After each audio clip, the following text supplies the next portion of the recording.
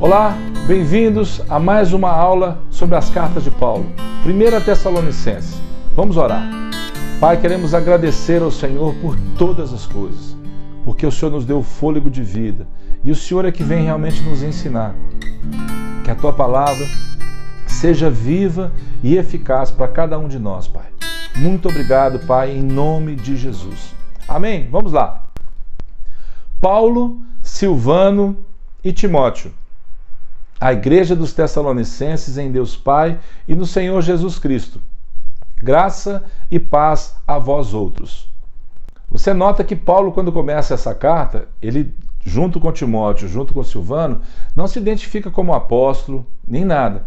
Você depois pode pegar todas as saudações das cartas de Paulo, eu fiz isso quando estava preparando esse material, e compare as saudações, como ele começa todas as cartas, para você ver como é interessante a forma pessoal e a forma realmente coletiva de Paulo saudar aqueles a quem ele enviava as cartas.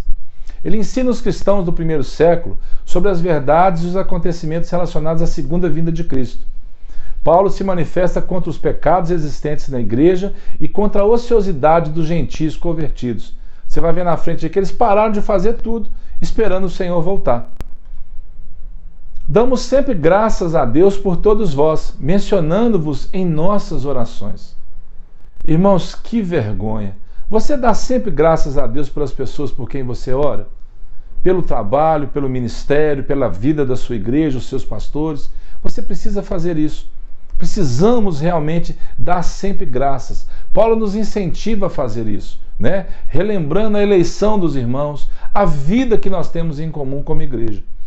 Ambas foram escritas no período compreendido entre 50 e 52 depois de Cristo, provavelmente da cidade de Corinto, onde Paulo escreveu essa carta, durante a segunda viagem missionária. Tessalônica era a principal cidade da Macedônia, localizada na Via Egnátia, estrada militar que vinha do Oriente para a costa da Grécia. Paulo, Silvano e Timóteo, como eu falei, a confirmação da eleição dos irmãos, Paulo fala sobre isso, uma fé que era divulgada em toda parte, deixando os ídolos e servindo um Deus vivo e verdadeiro. Paulo os exorta a isso, e não agradando a homens. Olha o que ele diz lá. Com efeito, vos tornastes imitadores nossos e do Senhor, tendo recebido a palavra, posto que em meio de muita tribulação, com a alegria do Espírito Santo, de sorte que vos tornastes o modelo para todos os crentes da Macedônia e na Acaia. O povo era testemunha daquilo. Pois eles mesmos, os tocante a nós, proclamam que repercussão teve o nosso ingresso no vosso meio, e como deixando os ídolos, vos convertestes a Deus para servirdes o Deus vivo e verdadeiro. Vamos lembrar no livro de Atos, quando Paulo esteve na cidade.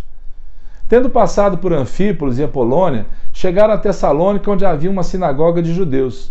Paulo, segundo o seu costume, foi procurá-los, e por 3 sábados arrazoou com eles acerca das Escrituras. Foi muito pouco tempo, mas foi um tempo eficaz. A primeira vinda de Cristo foi repentina, surpreendeu os filósofos do seu tempo. A sua segunda vinda não será surpresa menor. Ele prometeu que vai voltar, irmãos. Nós precisamos realmente aguardar no Senhor. Embora rápida, foi muito eficaz a permanência do apóstolo na cidade.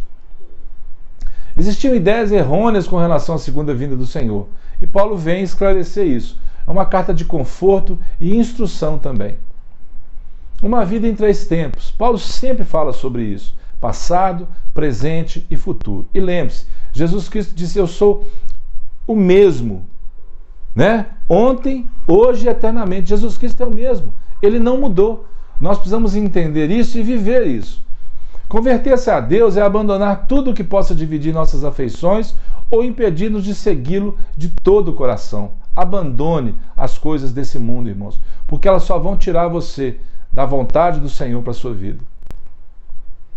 Pois a nossa exortação não procede de engano, nem de impureza, nem se baseia em dolo. Pelo contrário, visto que fomos aprovados por Deus a ponto de nos confiar Ele o Evangelho, assim falamos, e não para que agrademos a homens, e sim a Deus, que prova o nosso coração. E Paulo continua dizendo, Pois quem é a nossa esperança ou alegria, ou coroa em que exultamos na presença de nosso Senhor Jesus em sua vinda? Não sois vós? Sim, vós sois realmente a nossa glória e a nossa alegria. Após o envio e retorno de Timóteo, as boas notícias. Timóteo foi enviado, voltou trazendo notícias boas para Paulo. E Paulo escreve isso. O anseio do apóstolo, o crescimento da fé e o aumento do amor. Paulo sempre fala sobre isso, irmãos. Que o vosso amor aumente e a busca pela santidade. Olha só o que ele diz. Pois esta é a vontade de Deus, a vossa santificação, que vos abstenhais da prostituição, que cada um de vós saiba possuir o próprio corpo em santificação e honra, não com o desejo de lascívia, como os gentios que não conhecem a Deus. E que, nesta matéria, ninguém ofenda nem defraude a seu irmão, porque o Senhor, contra todas essas coisas, como antes vos avisamos e testificamos claramente, é o vingador, porquanto Deus não nos chamou para a impureza, e sim para a santificação. Ser-me-eis santos, não esqueça disso, sempre. Tenha isso gravado como o sacerdote tinha, santidade ao Senhor. Agora Paulo fala sobre o amor fraternal, o progresso no trabalho com as próprias mãos. Paulo era fazedor de tendas, né? Lembra lá em Atos, quando ele vai na casa de Áquila e Priscila? Ele continua fazendo isso, ele trabalhava com as próprias mãos e incentivava as pessoas. A situação dos mortos em Cristo e o consolo nas palavras do apóstolo. Veja só. Ora, ainda vos declaramos por palavra do Senhor isto, nós os vivos, os que ficarmos até a vinda do Senhor, de modo algum precederemos os que dormem. O que vai acontecer? Porquanto o Senhor mesmo, dada a sua palavra de ordem, ouvida a voz do arcanjo e ressoada a trombeta de Deus, descerá dos céus e os mortos em Cristo ressuscitarão primeiro. Depois nós, os vivos, os que ficarmos, seremos arrebatados juntamente com eles, entre nuvens, para o encontro do Senhor nos ares, e assim estaremos para sempre com o Senhor.